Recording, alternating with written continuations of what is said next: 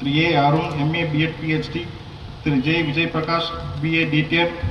திரு KCR Devendranath Thakur MSc MBA biotech,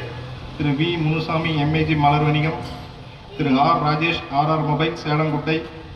திரு AKN மலர் வணிகம், திரு பி விக்னேஷ் BTech, திரு ஆர் சரவணன் RS மலர் வணிகம், திரு NM மகேந்திரன் BTech,